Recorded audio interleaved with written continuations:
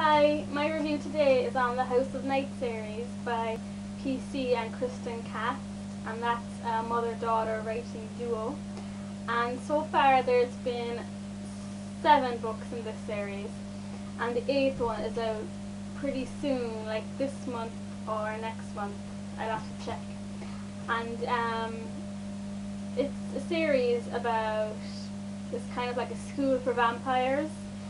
So it's not, the story itself isn't terribly original, but I think it's interesting enough because in this world vampires aren't born, they're kind of around puberty. They either develop into a vampire or they don't, and if they do, which is quite rare, they're sent to this kind of fledgling academy.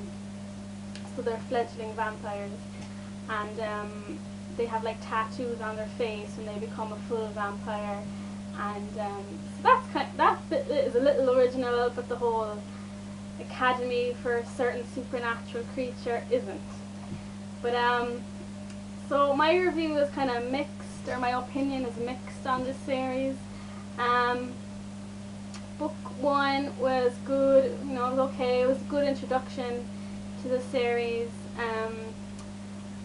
Books 2 to 5 I thought were really good. There was a good storyline there that kind of helped you forget about the bad points of the writing. But then books 6 and 7 just got really bad. They were just terrible. So they just ruined my whole opinion of the whole series, which is a pity because the storylines in books 2 to 5 were pretty good. The writing on this series is the biggest offense, I think. As I said, it's a mother-daughter kind of writing these books, and the mother brought in the daughter to try to add a kind of a younger feel and write in how the young people talk, but it just came out so childish and so like amateurish. It was painful to read at times. It felt like a 12-year-old wrote it. It was just like cringeworthy sometimes. And the characters as well themselves, like sometimes there was kind of funny dialogue between the characters. There's a big group of friends, but sometimes it was just unnecessary and just not funny.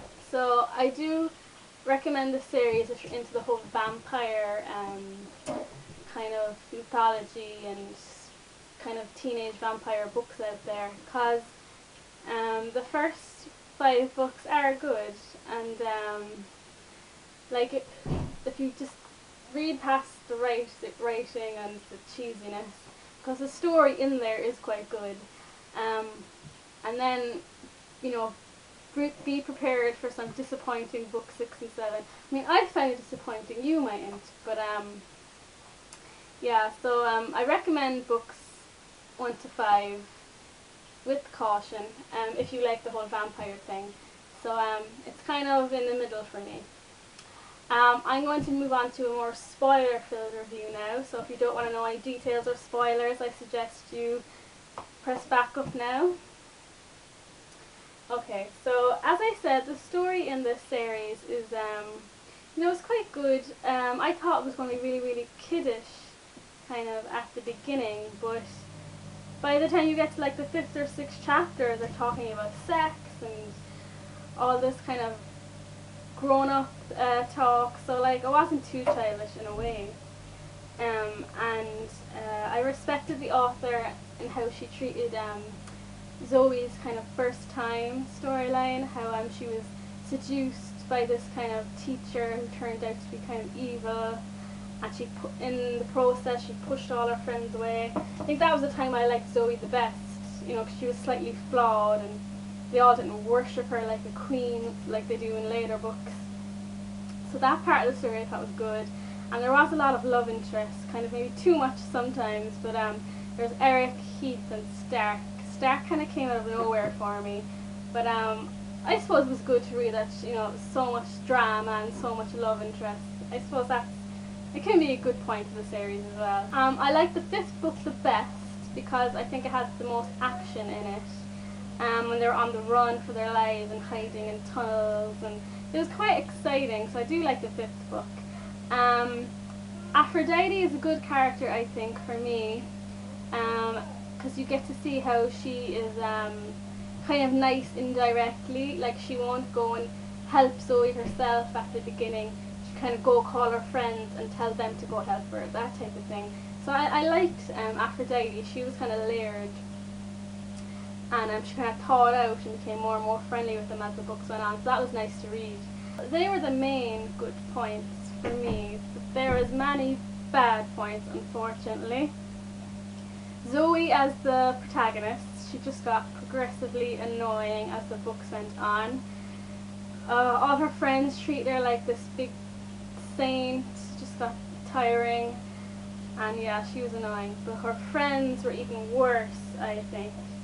Oh, like at the beginning in the first few books they were okay, but then their annoying characteristics were just like amplified in the last few books.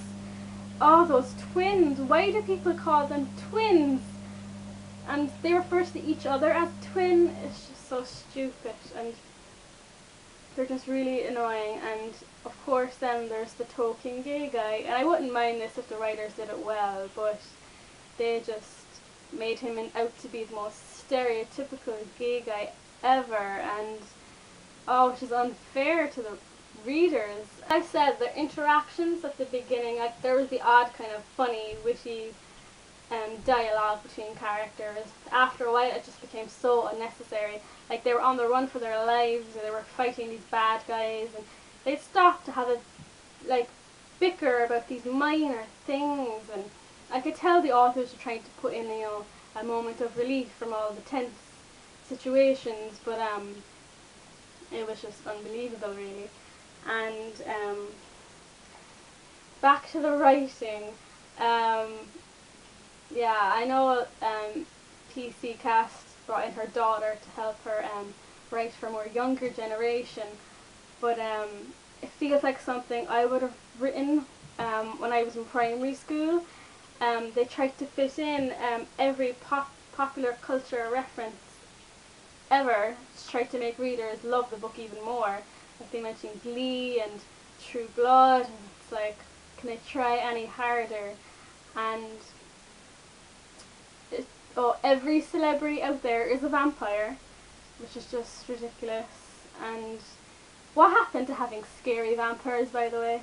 They're all vampires, but they're all just teenagers with love drama at the end of the day. There's nothing kind of scary about the whole vampire world in it. Yeah, so like as I said, like sometimes it was quite adult material and kind of stories and issues brought up, but then other times it was quite childish. Like if I had to read the word bull poopy one more time, like they can say the F word like throughout the book, but they can't say the word shit. It just doesn't make sense. And yeah, the author like unnecessarily writes kind of cringeworthy descriptions that just make you go, why did she do that? Or why did they write that? Yeah, so I'm complaining a lot about the writing, I know. But see, at the beginning the storyline overcame that.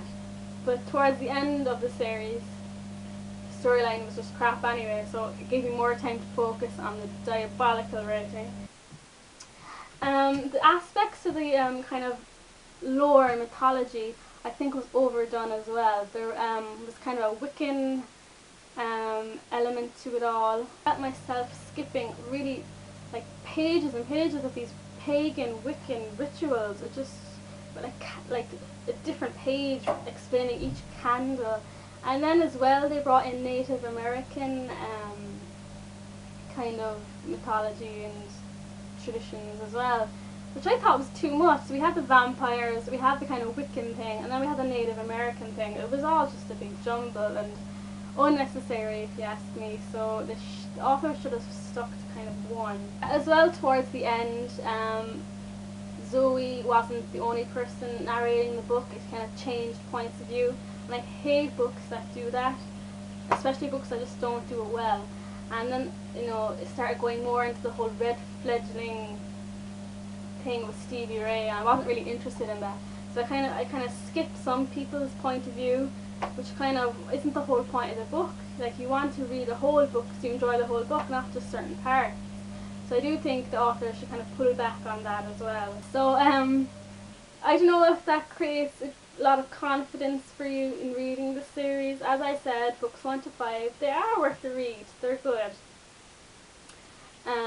But just, as I said, be prepared for that type of cheesy, kind of childish writing where you know the authors are trying way too hard to be hip and modern.